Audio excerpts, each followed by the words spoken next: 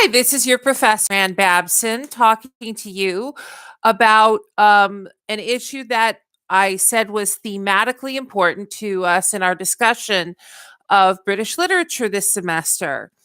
I've been calling it Finding the Funny. One of the things that I would have you notice is that humor depends to some degree on cultural context. Over and over again, you will find that humor has something to do with breaking rules. Uh, if I were to not bow to one of you in our custom in the United States of saying hello, no one would think that there was something significant in that. That's just our normal habit.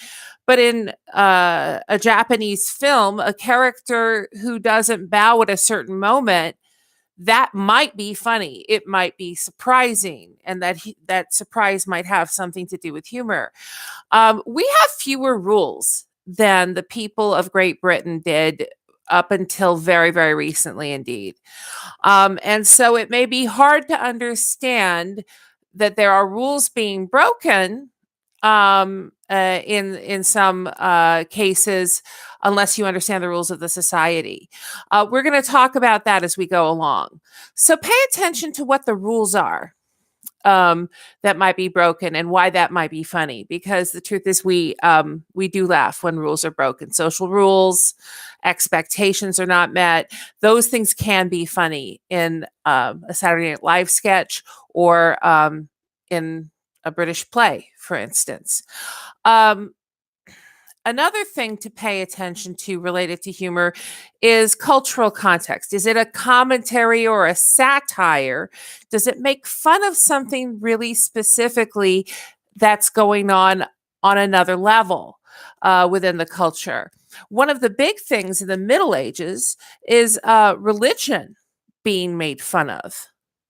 I wanted to call your attention to a few things specifically related to that, related to the Miller's Tale, prologue and tale in Chaucer's The Canterbury Tale. There is in Chaucer what is called a framed tale. Let's start there. A framed tale is a story that is told in a context that first tells us about the teller, and then inside what the teller has to say tells us what the tale is. And what that does is it puts some distance between us and the subject, because what we're really looking at is not a story of the miller who is fooled by his tenant who cheats on him, his wife, rather the wife cheats on him with the tenant, the clerk, Nicholas. But instead, we have the story of a drunk miller who has a lot of kind of snarky things to say about carpenters in general, but is also really crude. And he is then telling us a story which could be conceived of as tragic in other contexts. Instead, it's not tragic. There's nothing tragic in the Miller's Tale. First of all, even to the character telling it, it's fictional.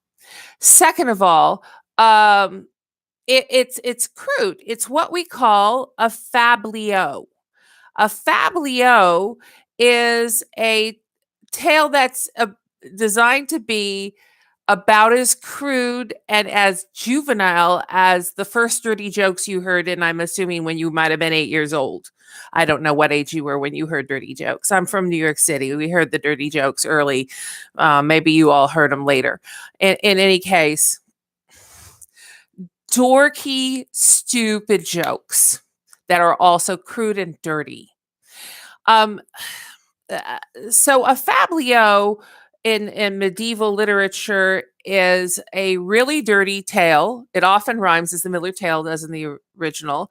But the characters are more developed in Chaucer's tale. and then of course it's framed because really what we're looking at is the miller, and the miller is this really gross dude who says something rather interesting.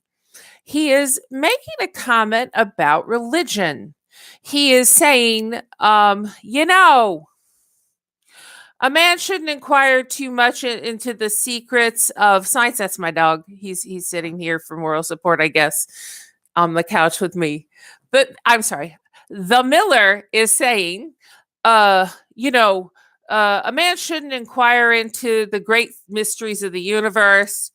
And he also shouldn't ask too hard about whether or not his wife is faithful to him. Which is kind of what, in fact, we see in the tale. The prologue has the miller making that comment drunk, and the carpenter does take offense to it. But in the story itself, Nicholas, he is inquiring into the mysteries of the universe, allegedly, with his newfangled science, such as anyone had it at the end of the Middle Ages, which is when this story is told. And he allegedly sees Noah's flood is going to happen. A Bible story is going to be repeated. And also, this is an excuse for the second part of that thing that the miller said, which is don't inquire how faithful your wife is.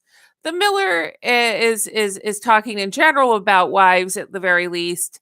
And the truth is that we have to remember that there's a lot of infidelity in Chaucer and in other works of literature that we read, in part because marriages were arranged, often with men who were wealthy enough to afford a wife who were usually older than their brides, who were quite young. And just as you imagine young women here hearing my voice, that you probably don't want to date some guy who's like your dad's age, I'm guessing. You wouldn't want to be in the carpenter's marriage as Allison. She's in a prosperous marriage, but you wouldn't call it a happy one from her perspective. So then this good-looking tenant's around. He does more than flirt with her. He grabs her by the haunch bones, and it even says he grabs her by, I'm not going to translate it, but it sounds a lot like the modern word, quaint. He grabs her by the quaint. Yeah. And so it's on. I'll just say that. But they have to figure out how to do what they're going to do. And they come up with this very elaborate, religiously inflected excuse for why they all have to do something different than what they usually do in terms of their sleeping arrangements. We're going to have to avoid Noah's flood, and we'll have to not talk until we all fall asleep. And through our silent prayer, we'll be able to avoid death. So we invoke Noah, but we also, by the very fact that the miller's carpenter is, first of all, he's a carpenter. Jesus is a carpenter, and he is an innocent in this story. He really doesn't see this switcheroo coming. He doesn't understand.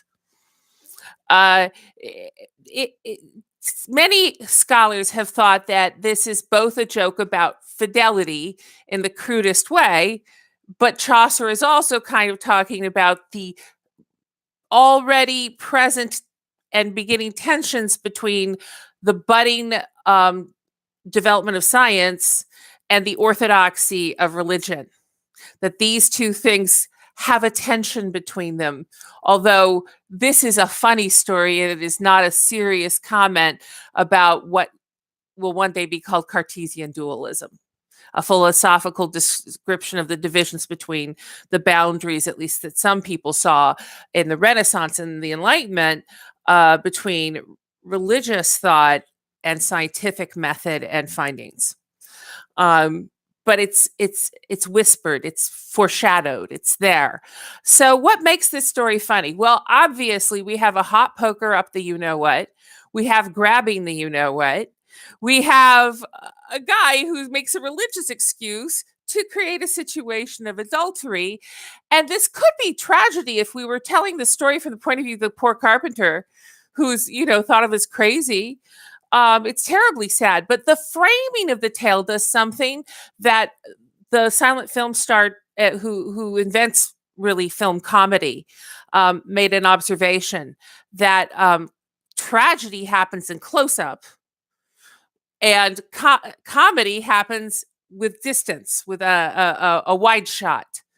And I think that that's true. We are looking at this from the point of view of how funny the whole situation is. We aren't imagining the various personal sentiments of the carpenter who has, in fact, been wronged. He has been misled.